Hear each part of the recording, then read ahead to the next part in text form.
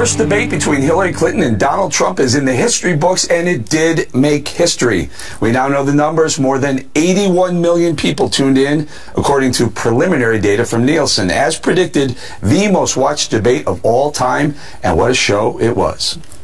You called it the gold standard of trade deals. You said it's the finest deal you've ever seen. No. And then you heard what I said about it, and all of a sudden you were against it. Well, Donald, I know you live in your own reality, but that is not the fact. And look at her website. You know what? It's no different than this. She's telling us how to fight ISIS. Just go to her website. She tells you how to fight ISIS on her website. I don't think General Douglas MacArthur would like that too much. Well, at least I have a plan to fight ISIS. No. I have a feeling that by the end of this evening, I'm going to be blamed for everything that's ever happened. Why not? Why not? Yeah, why not? Well, I have much better judgment than she does. There's no question about that. I also have a much better temperament than she has. You know?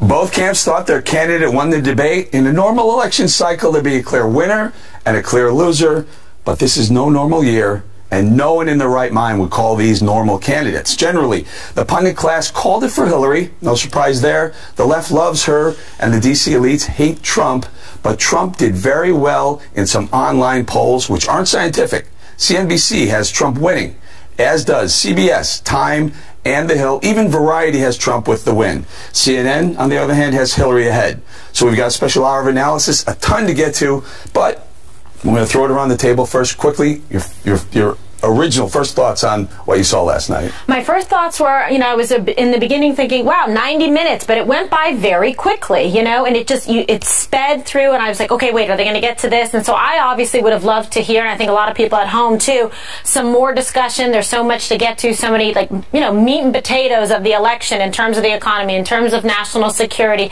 And yeah, I would have liked to see more about, emails, etc. But I think we'll talk about a little bit more about that later. But those are opportunities for a candidate to take as well. Now, besides that, I think that Hillary looked good.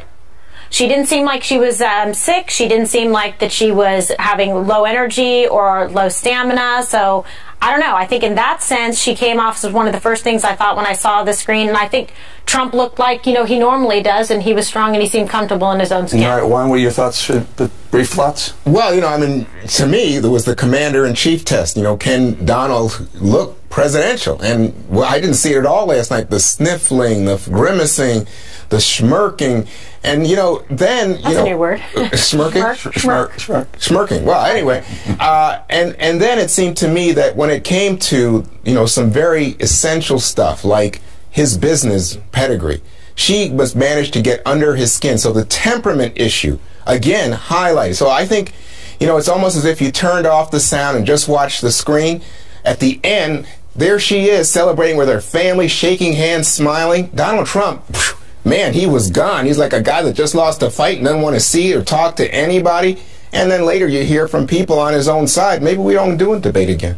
So I was in the debate inside listening, and I got to tell you, it's a different experience being inside. It's like a library. You can hear a pin drop inside. You get a much different feel for a debate from there than you do when you watch it on TV. Even if you watch it in a quiet room, the TV cameras have a tendency to pick up things that you don't pick up when you're in the audience. We'll get into it a little bit more later, but I agree with Juan. I think yesterday on the show I said, boy, you should turn the volume off and watch the debate a little. I'll tell you, Trump, in the football games, you watch game film. Right. He should do that. He should go watch that back with the volume off. Maybe a little bit of tip right there. We're going to talk about who won or who lost in a second. Dana, your thoughts?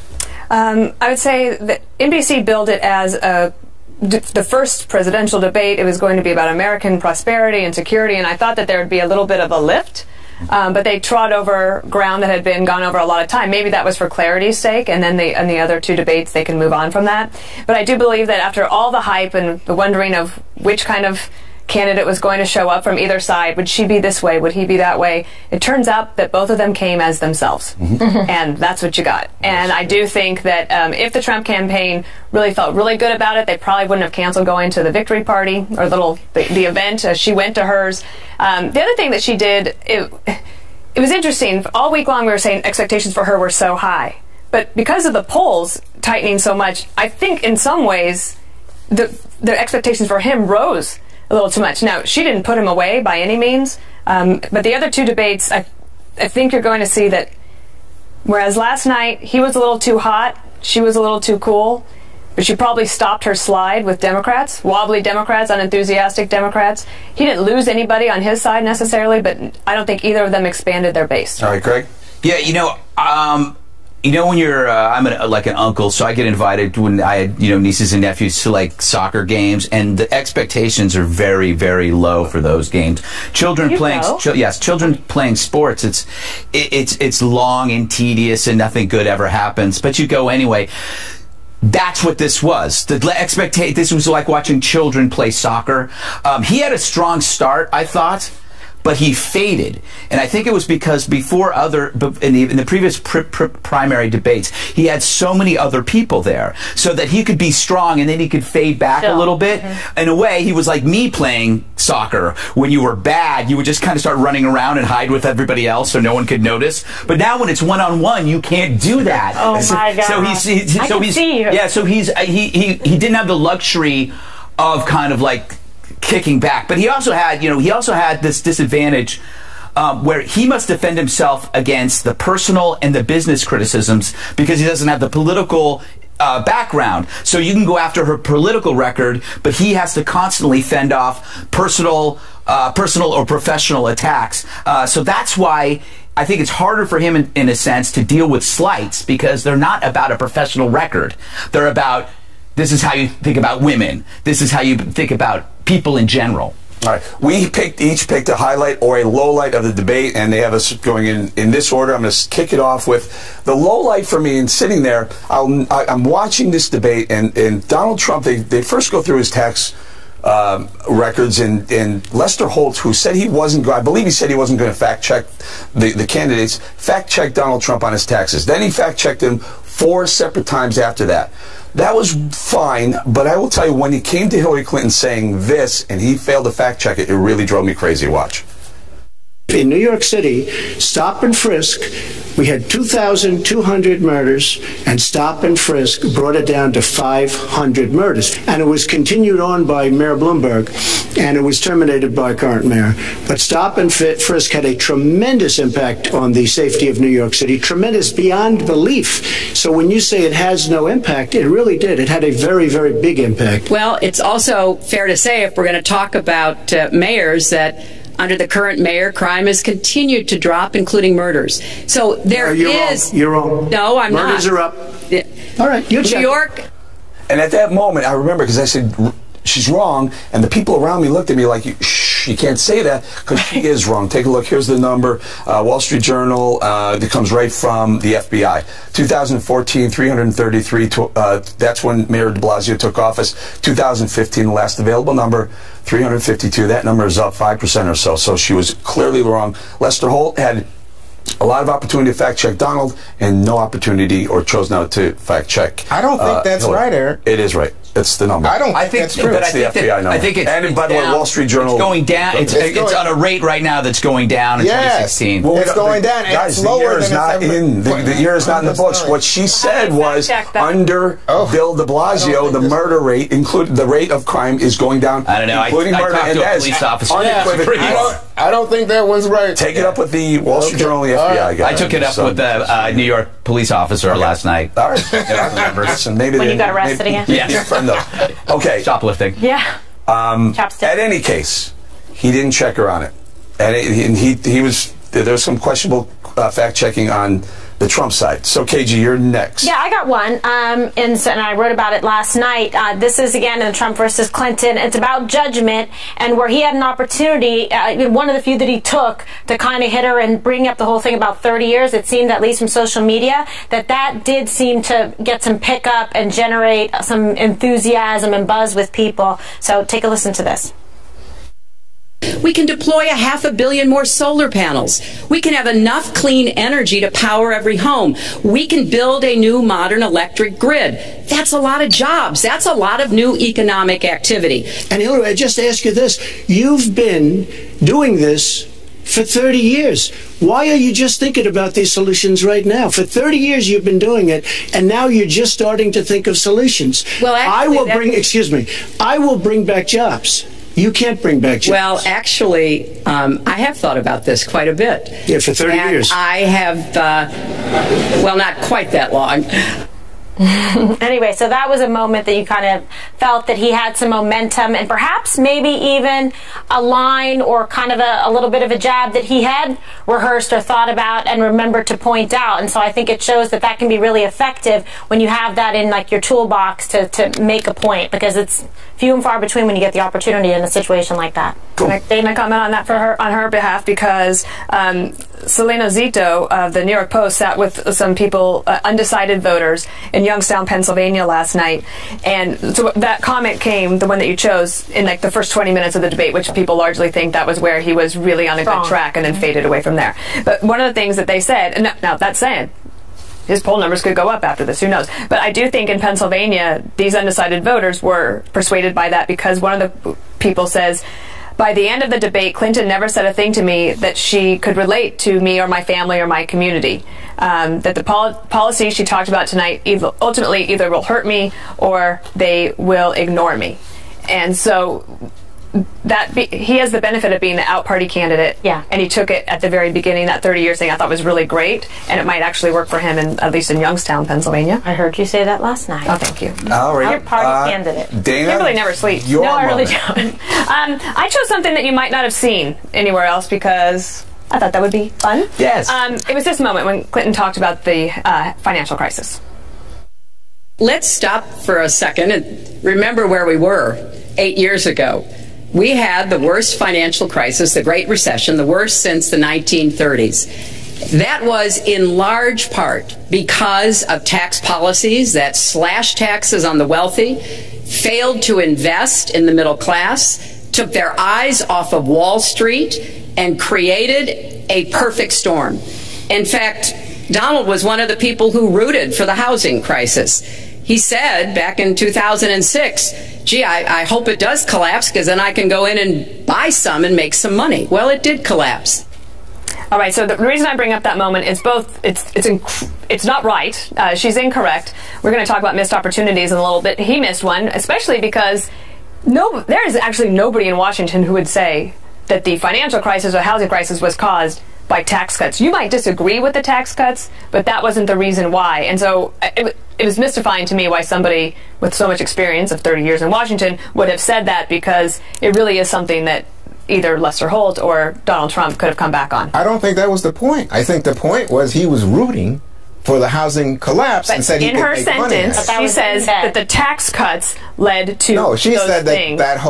she sort of called it a perfect storm, which was deregulation, with the tax cuts, which is what all that now she's benefit. very good at narrowcasting to the people that she needs to turn out for her debate. People in Right. Bernie Sanders' world, yeah, they believe that tax cuts led to that, but that is actually not true. You know what struck me coming it's a out of false it was narrative. that he said he was smart not to pay taxes. And I was like, whoa. You know what, though? That's taken... Okay, that thing, it ticks me off a little bit because people, he pays taxes. If he pays, if he has a paycheck, he pays that. It's about you doing it wisely. Everybody tries to. Who wants to pay more taxes than you absolutely have to? Generally, you end up paying what you pay. He's just trying to do it wisely. It's kind of like he meant it like you have an accountant. People have accountants.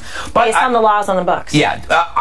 One more sports metaphor. I think that Trump sees this as a 3-day golf tournament. Oh. And this was the first day, the first 18 holes, but there's another 36 to go. So I think I thought last night, I sensed that he was taking a lay of the course and feeling the competition. He's treating it like a dry run. Really? Yes. I kind of See how she acts and reacts. Yeah, because there's two more days left in the tournament. There's only one first debate, brother. What day? Yeah, but there's the last one. We have actually two more sound bites. We have Juan's and Greg's coming up right after the break. Stay tuned. We're going to get to Juan and Greg's, like I just said, after the debate, after the commercial. I'm sorry. We'll be right back.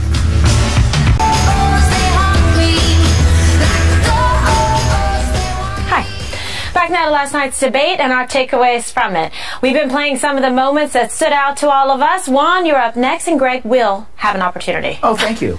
So, let's forget what I thought. Let's go to the Twitter accounts and see what exactly got the highest reaction from people who were watching the debate last night, and it has to do with this comment from Donald Trump. Take clean energy. Some country is going to be the clean energy superpower of the 21st century. Donald thinks that climate change is a hoax perpetrated by the Chinese. I think it's real. I did think not. Science is real. I do not say that. And I think it's I do not important say that. Well, guess what? He had said that, and he said it in writing. Here it is.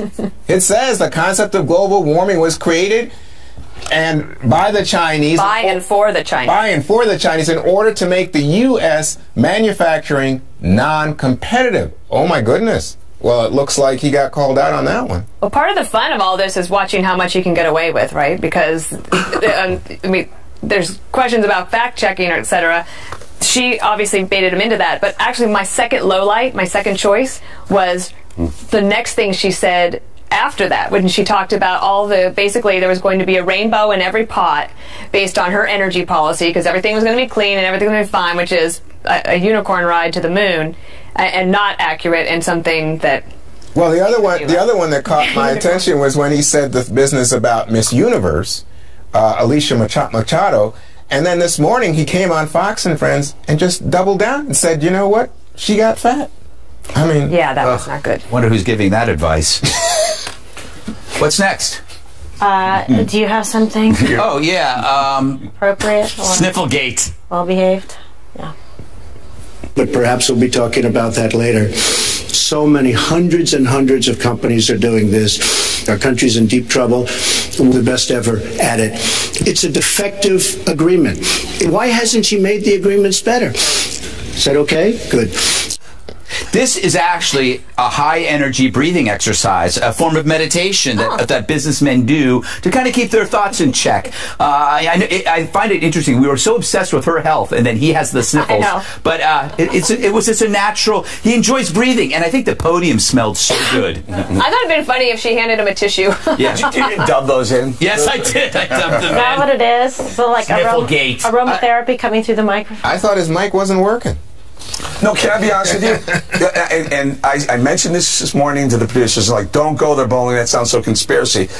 In that hall, Here he goes. for the first 7 minutes or so, when she spoke, it was a very loud. You could hear it. It resonated through the hall. When he spoke, you almost couldn't hear him. Now we were sitting. But he's still believed to have won the first 20 minutes. No, but I can actually see how it might be disconcerting if you're not being heard at all. Maybe you're thinking, is anyone hearing me? Who knows? I have no idea. But that part is true. You didn't make that part up. I'll just sitting there. I'll tell you that was. Speaking of the technical stuff, I know that they've used a split screen before in previous debates, but they've used it. They used it almost constantly last night, and I can't figure out if it's good or bad, because I felt like it was the Muppets, and you had like somebody, the two old guys watching you. It was like Mystery Science Theater. Somebody's talking. Oh, and there you are. But it was just like he had. You know what it is that at times his face is just more interesting than her words. So she'll be talking, but it'll be you're looking at his face change, and it's kind of it's hypnotic. But for the week leading up to it, we told everybody to watch for the nonverbal. So if they hadn't been on, then the face cam. I would do the opposite. I would take the opposite side of that and do exactly what we're doing right there. No volume. And if I were the Trump campaign, just sit there for 95 or 100 minutes, however long they were on, and just say, I don't think I like myself doing that right there. And forget, because look, when you're in a group, a big group that love you or your followers, you can do things like that, and you get a positive reaction from that facial stuff and some of the hand stuff. You know stuff. something else I noticed? She was taking forever to say like something, but the idea was like very drawn out, but it was kind of smart because it ran out the clock a little bit, and she was making her statements and taking her time, and I'm not going to be rushed. Mm-hmm. You know what I worry about, though, Eric? I don't think he takes any pride in preparing. I think he takes pride in the idea that he comes and does it. Can I be honest with you? I think he could have prepared more. There were times you get 2 minutes to answer a question. Yeah. And there were times for me it looked like he was done at about a minute and a half, and had 30 seconds more. But turn it, make it. I've answered the question. I want to go back to my. I've created this many jobs. Exactly. That's prep. That's prep. Use a little bit more prep. Maybe it's stamina. Stamina, huh? Who had the stamina last night, Eric? We got the stamina here at the table. Tell you what. Is that bad? Was that bad? No, it was actually kind of cute. I don't think anybody minded. All right. Trump's well known for his fierce and ferocious counter-punch, but Greg thinks he's got one. No. He thinks he let Clinton off easy last night. He's going to explain why. Take notes next.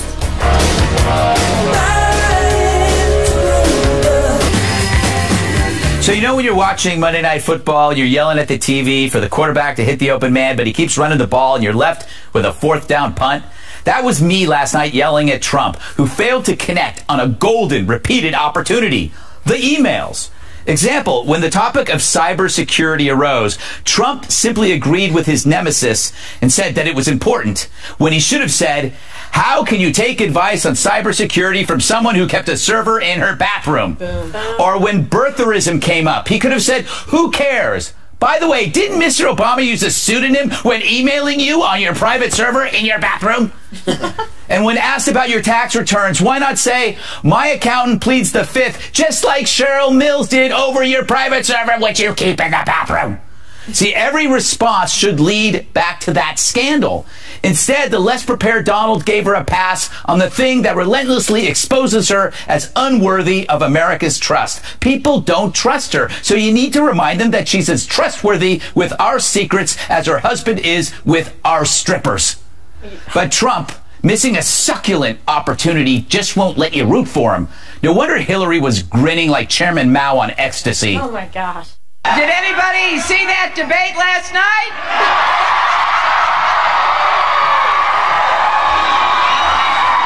Oh, yes. Oh, no. Maybe next time, Donald.